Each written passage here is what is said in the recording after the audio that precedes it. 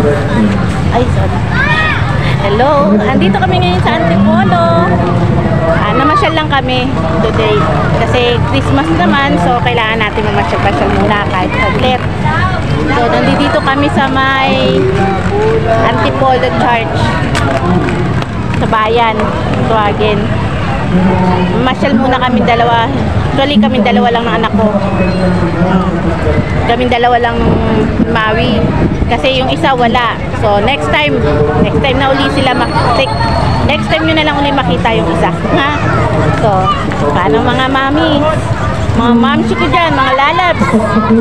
See you na lang, ha?